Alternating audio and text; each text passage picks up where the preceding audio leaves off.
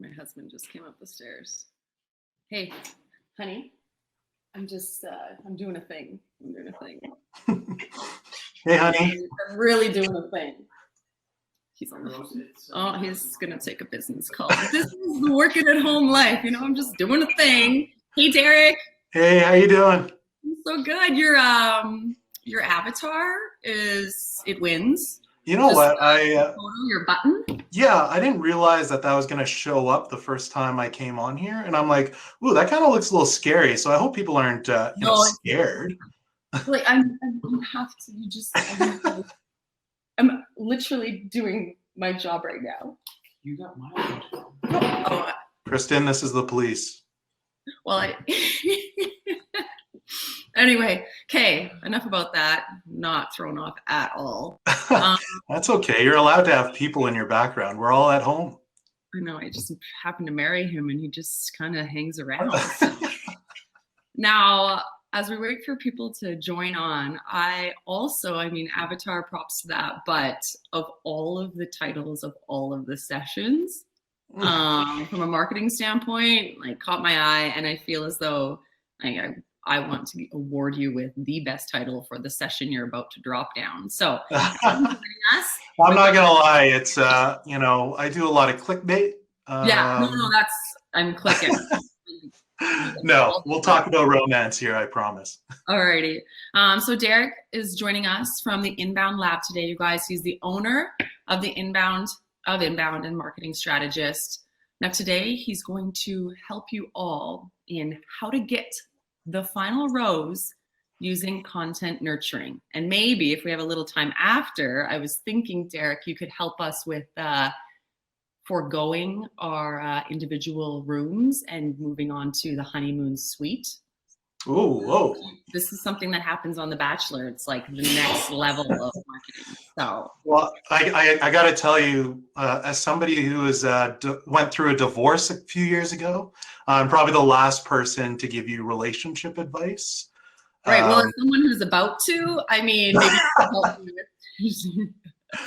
Oh gosh. Well, hopefully when you turn your camera off, you guys can talk about this and everything will be fine. Oh yeah, no, this is just for so I appreciate in your bio that you are just incredibly passion driven and want to work with companies who put their heart and soul into it. So anyone who's come in and is passionately connected to their company, I feel like you're the man for them. So I'm gonna go. It's all you, man. Enjoy it. I'll be back in about 25 minutes. Sounds good. I'll miss you until then. Hi, everyone. I just wanted to start off first by saying that I did pour myself a cocktail because, for a number of reasons. The first reason is we're going to be talking about romance. And as I mentioned earlier with Kristen, that I went through a divorce, so this might bring back some bad memories.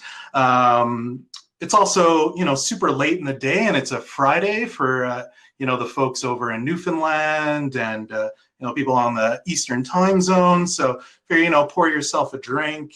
And I also watched Dan Evans' presentation on pretty much how to create presentations that don't suck. And, that's probably the last presentation I should have watched right before I went on. So the nerves are there a little bit. So I thought I'd pour myself a cocktail before I came on here. I guess I'll share my screen now. I recommend, pour yourself a drink. If you don't drink, Partake was great. And I tried it out yesterday. So go grab a drink. And this is probably the time to do it in my presentation because, now I'm going to talk a bit about myself. It's that whole self-serving, let me promote myself type of thing early on here. So here I go. This is me and my best friend, Nacho. I'm in a square, as you can tell. I have several years of experience in journalism, broadcasting, content creation, whether that's audio or video, content marketing. I've done some digital project management even. And I just recently left my job at one of the larger marketing firms in Alberta to go off on my own, and I started the Inbound Lab because I'm super passionate about the inbound marketing methodology of marketing. So yeah, this is me in a nutshell. If you want to follow me, it's your choice, obviously. You can follow my Instagram at _inbound_lab. I've got Twitter. I don't really talk much about marketing. I'm usually talking about basketball in it, but you can follow me there. If you have any questions that come up after this session that you didn't think about, feel free to email me at derek.hovinga@theinboundlab.ca. I do a bi-weekly newsletter, so you can sign up for that at theinboundlab.ca. And I also co-host a marketing podcast with two friends. We drink cocktails. We talk about digital marketing, business. We talk about digital product design, and it's really great. And I host that with a couple of friends of mine. So, give that a listen to on wherever you listen to your podcasts. So I'm glad that I've gotten all the self-promotion stuff out of the way, and I hope you were able to, grab a glass of wine or something, because we're going to have some fun here. So I was going to start off by talking a bit about my favorite movie. So my favorite movie is called Hitch. If you've ever watched this movie, type in the chat that you've seen it, you love it. It's a great movie. I rewatched it again a couple months ago. It stars Will Smith. He plays a character named Alex Hitchens, aka Hitch, and it also stars Eva Mendes, who plays Sarah. Eva Mendes, she's got a beautiful smile. She's super funny. She's charming. She's pretty much my celebrity crush. This is her and I at an awards show a while back, a few years ago. When I talk about my divorce that I had, this isn't related, but this is her and I. And also stars Kevin James. He plays a character named Albert. He's Paul Blart Mall Cop, if you don't know who he is. But basically, I'm talking about Hitch because, like I said, I got into my consultancy business 2 months ago, and I watched this movie, and I was like, oh, I want to be just like this guy. So Alex Hitchens, he's a consultant. He's basically a matchmaker for men. So he tries to help men connect with a romantic partner of their dreams.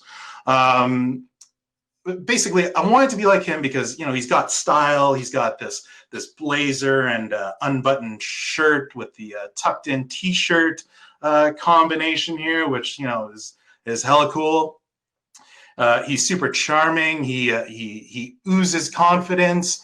But for me, this is the first time I've worn a blazer in maybe a year, and I just kind of sit in my pajamas here and take Zoom calls sometimes with my camera off. But what we do have in common that I found is that we're both trying to make meaningful connections. So, he is trying to connect men with a romantic partner, where I'm trying to connect businesses with their ideal customers.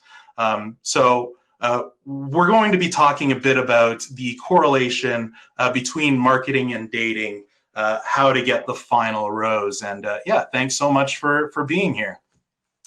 And if I keep looking this way because I'm looking at the chat, just trying to be present, as Dan Evans talked about in his presentation.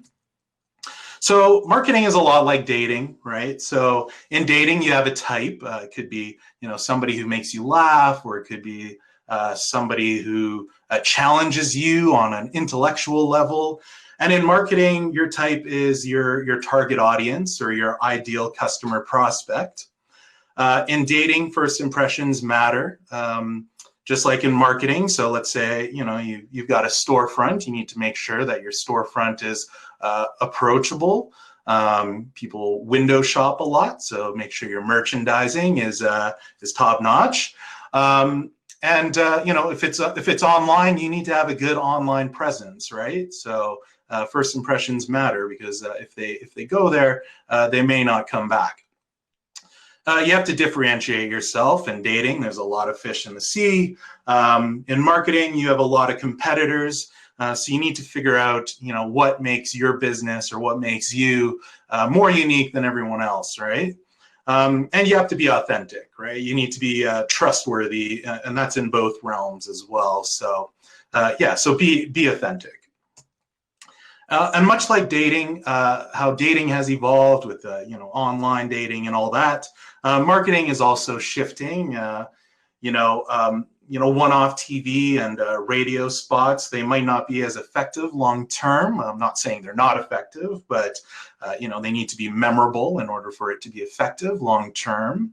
But really, folks want more from you. Your audience, they want to know that you've done your research. You can't just brag about your product or service in any of your online content or anything like that.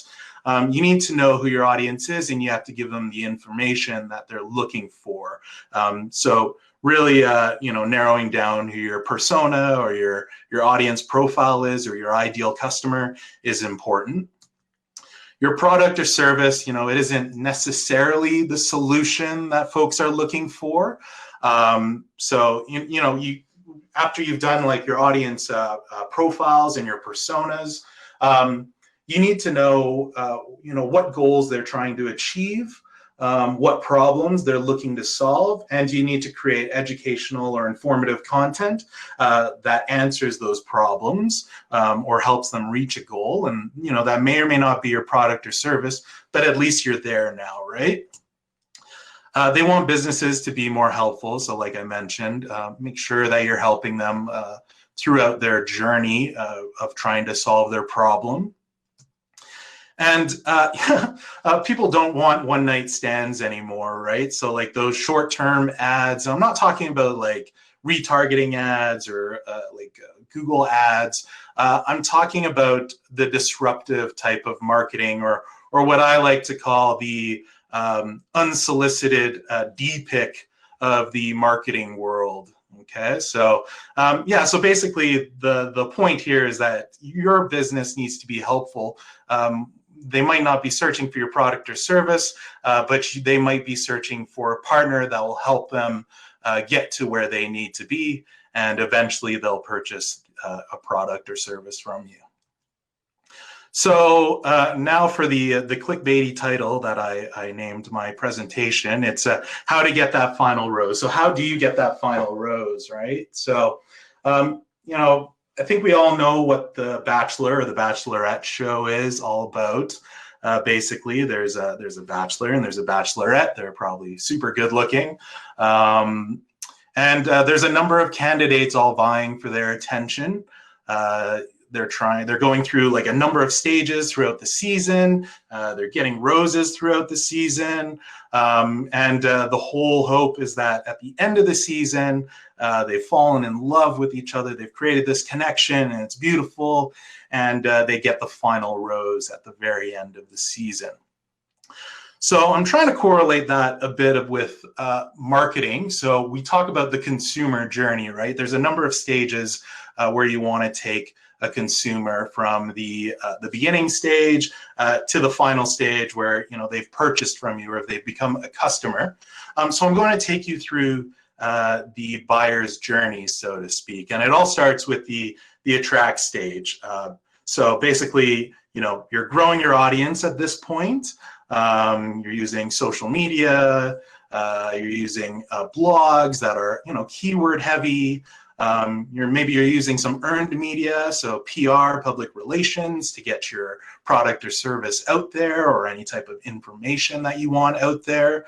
And I found, going back to the whole dating analogy again, and forgive me, I haven't done a lot of online dating, but I was on Bumble for a bit, and this is a really good example of the attract stage. Because basically you're trying to draw in the right person with the content that you have in your Bumble profile. So, visually, you need to have some awesome photos that are visually engaging. Maybe you caught a huge fish and you want to show off that fish.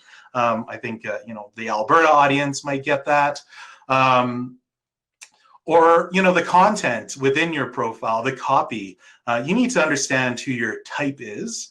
and you need to make sure that the copy within your profile aligns with that type, right? So because if you're a man searching for a woman, the woman isn't going to message you unless they've they've engaged with your profile and they like what they see and they like what they've read, right? Another way to attract your audience is to offer some high value content. So this is stuff like, like your ebooks and your videos and your webinars. It's that gated stuff. And I know there's a lot of debate whether you gate or ungate your material. And what I'm talking about gating, I'm talking about putting something behind a form, the user can access your content by putting in a little bit of information about themselves, so like their email address, right? It's a way to be able to nurture your prospects further. You want to use high value content to either gate or ungate. And it was funny, I was having a conversation with somebody the other day about the debate between gated and ungated content. And I always go back to that being authentic piece again. So, if you don't feel like the content that you have is worthy enough of, gating it and asking for an email address, I think you could straight up, go back to that dating analogy. You can straight up just go, hey, what's your number? Or just say, hey, if you found this content valuable, put in your email address here. We've got a newsletter and we might send you some more information that's relevant to you. And then, hopefully you've got them in the CRM and then you can talk to them further. So the attract stage, again, so you're drawing in the right customer prospect using valuable content and conversation. You're using top-level educational content to help direct them to a solution. You're using social content, you're using blog posts that are keyword rich because you want those blog posts to be seen on a search engine like Google. And you want to use ebooks or webinars as a great way to get some contact information or to capture data from the folks who are consuming your content. If you don't want to gate your content, just straight up ask for their contact information. And then I'm just going to take a drink of my Negroni here, but type in the chat also. If you've downloaded like a white paper or an ebook or something like that. You had to put your email address in to do it, and then like 3 hours later, you're getting a call or an email from some salesperson who's basically already trying to sell you something. I'm going to wait and look at the chat here, have a drink, and see if that's happened. Colleen said yes, and she also says bye so many times. Randall says yes. Beverly hates it. If you hate it, that's huge. That's a big word. Marcus. That's a bit of a hack for content or for people who want to consume content is he puts in a fake number just in case. So something to think about. I hate it too. And, as an inbound marketer, I already know that I'm not ready to purchase. I like to be wined and dined first, with more content. And, and what I call this is basically the catfishing of marketing, right? So, we know that we want to download this piece of content and they're trying to be educational about it, but basically they're catfishing you. All they're doing with that content is trying to get a sale, which sucks. I don't like that.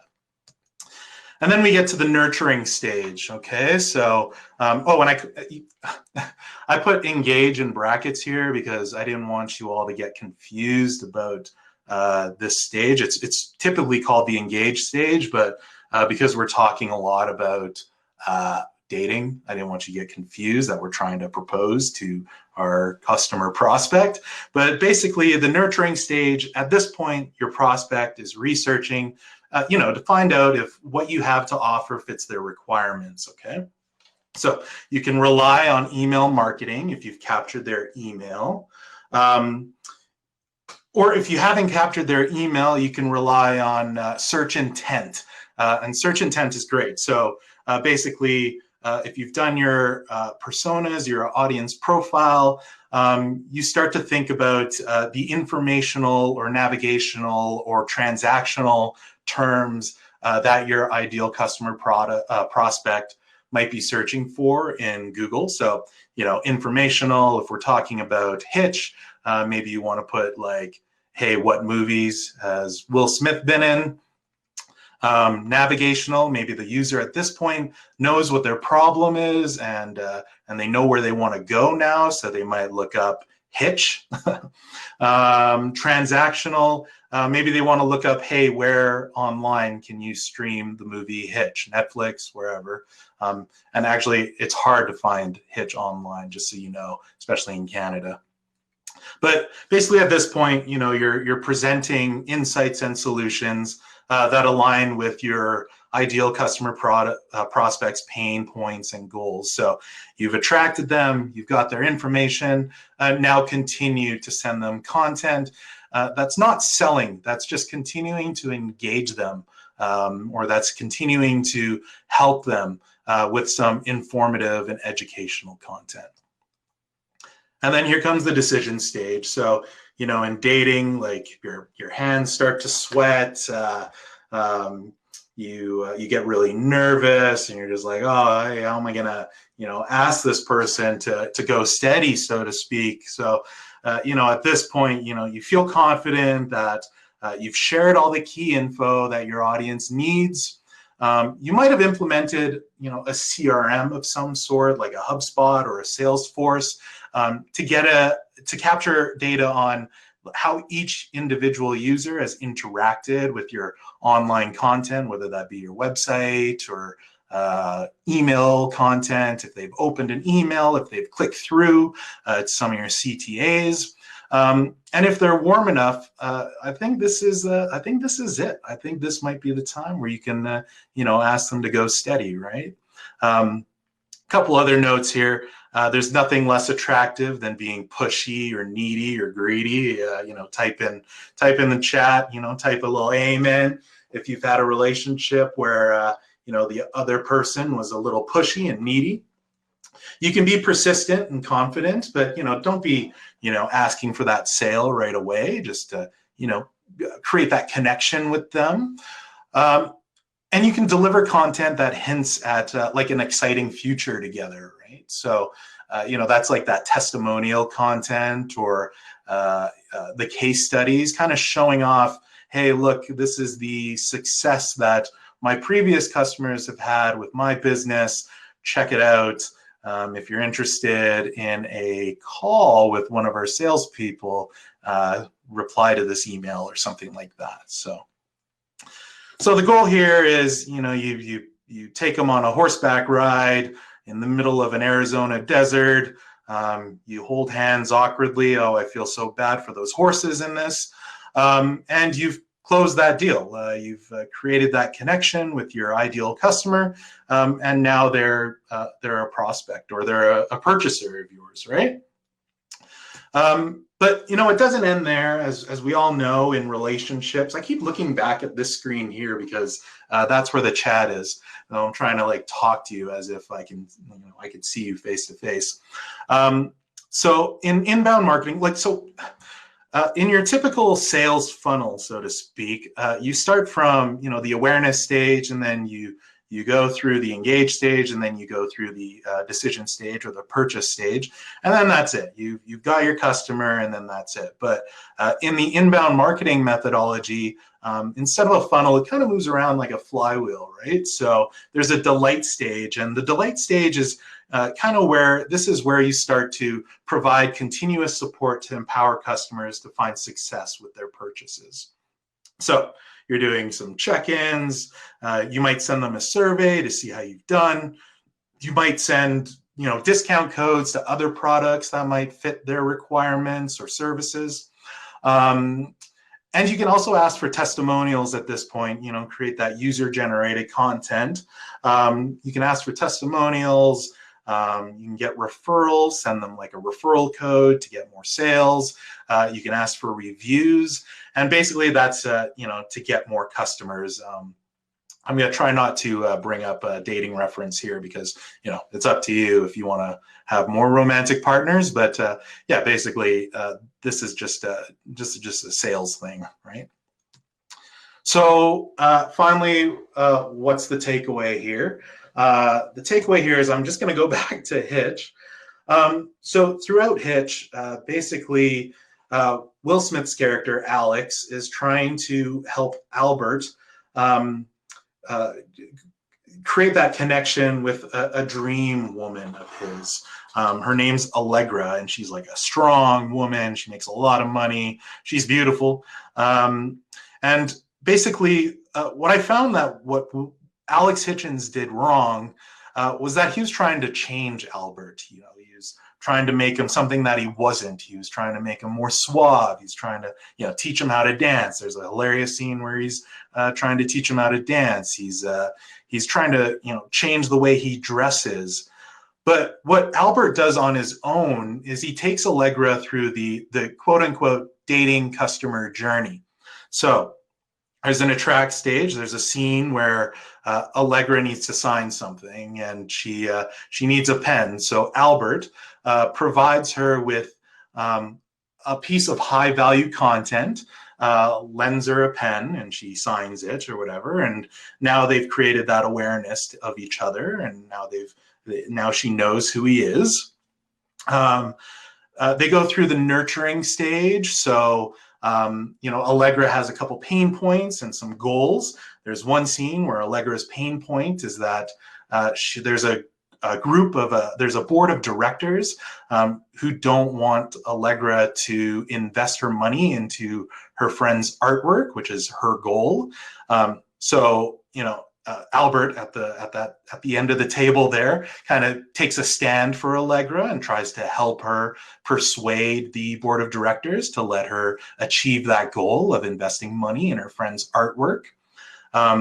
They go on a few dates. Albert spills mustard on his shirt. Oh, Albert, kind of showing off that he's clumsy, but also being authentic as well, building up that trust. They go to a basketball game. Allegra shows that she can't whistle, and Albert tries to teach her how to whistle. And, that's in that decision stage where, Albert's trying to show her what a potential future might look like together. And then they go to the decision stage. So there's this beautiful scene. I'm hoping you've seen it. Albert, he's got asthma, and he takes an inhaler, and he takes a puff of his inhaler, he throws it out of a fit of passion, and then seals the deal with a kiss. And it's beautiful. So he's taken Allegra through that customer journey, and has now sealed that deal, has captured that final rose, right? So the problem here is that, Alex Hitchens, he didn't really do any of his research in terms of what Allegra is like. So he didn't do his research into what makes her tick. Didn't do an audience profile examination. So be less like Alex Hitchens, and I'd say be more like Albert. And that's it. So thanks so much for watching this. Any emails or any questions, you can just send it over to me here. Yeah, they're coming through, and I've got a few written down here. First and foremost, can I get you to remove the top once everybody writes this down? Derek Hovinga at the inbound.ca. Got it? Okay, take that away so we can see you. There you are. All right. Perfect. That's better. Yeah, we have a few questions.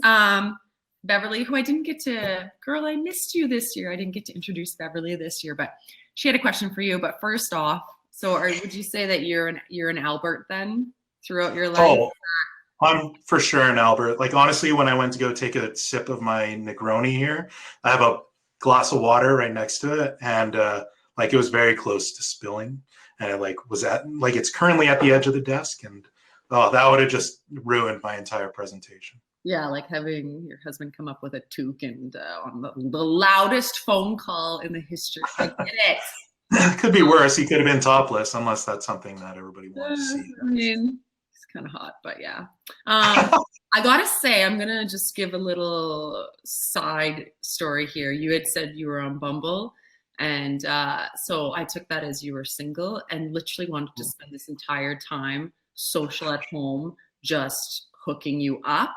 But the plot thickens because I think that you've now met somebody who was making popcorn in the kitchen because, you know, I do my research. Oh, yes, you heard about that. Yeah, I live with my partner. We actually met on Bumble like years ago.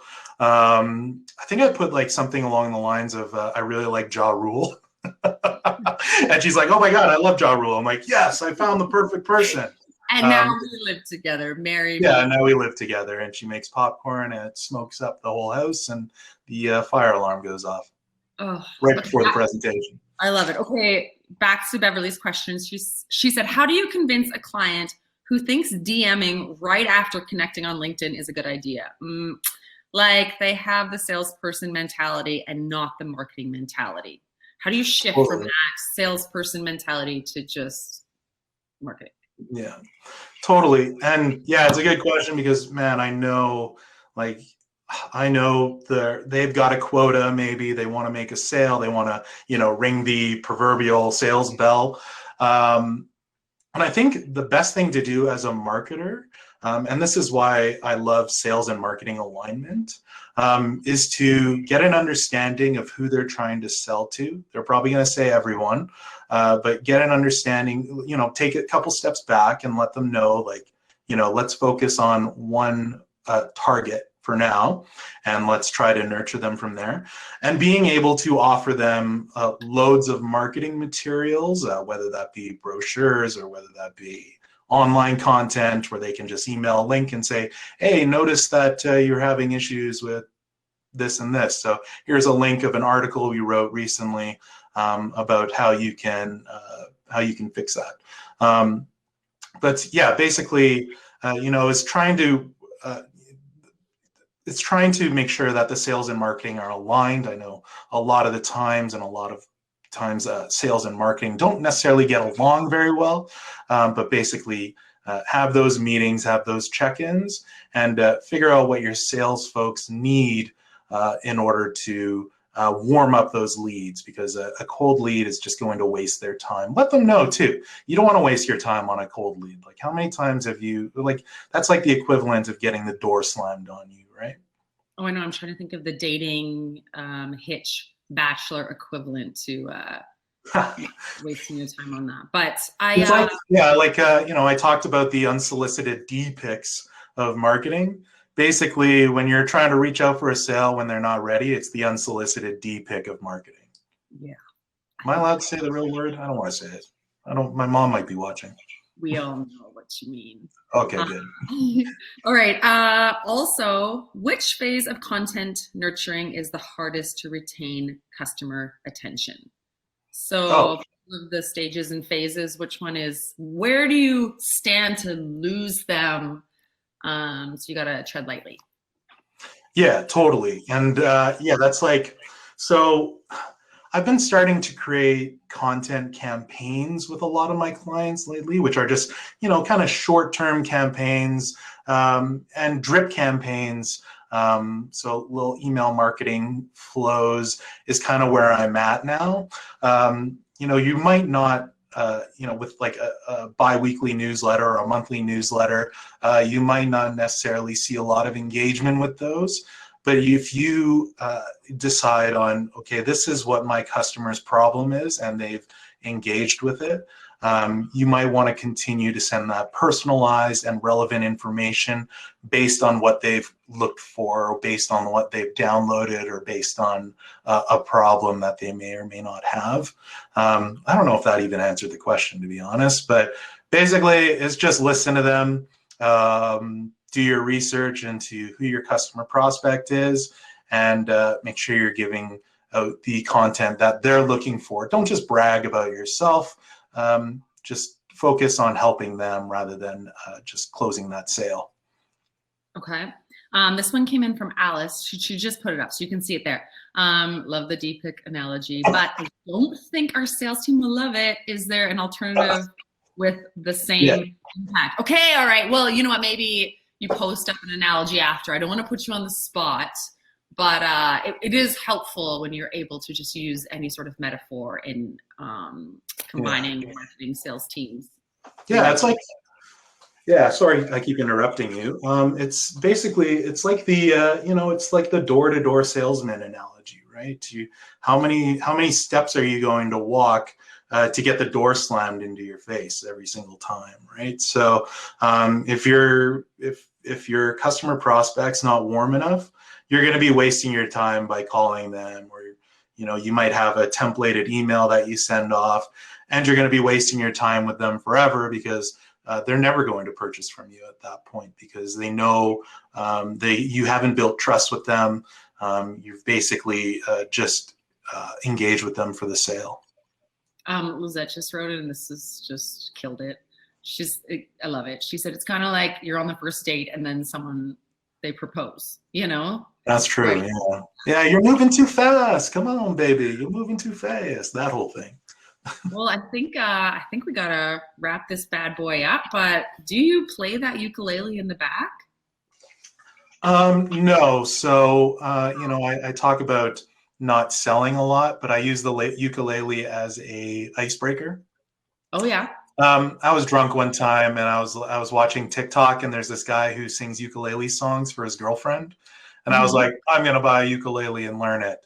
I just hung it up. Well, it looks good. It makes you look very BA, and makes me look a lot more Hawaiian than I am. I think that brings us to a close on the most juicy presentation with the best graphics. For everyone who's with us right now, hop up to Slido and rate this presentation. And then if you jump over the main stage, Mike is going to be waiting for you there, coming up soon. And he is going to be talking to Nicole of Meltwater. So, Derek, it's been Awesome. a pleasure. Thank you. And, Thank you, everyone. enjoy the rest of that Negroni. You've earned it. Yeah. And thank you to everyone. This is my goodbye too. This is my last session. So Oh no. it's been an honor. I love hanging out with you guys and doing this. So Congrats on your book. Buy the book. Thank you. Thank you. Okay, bye guys. Take care.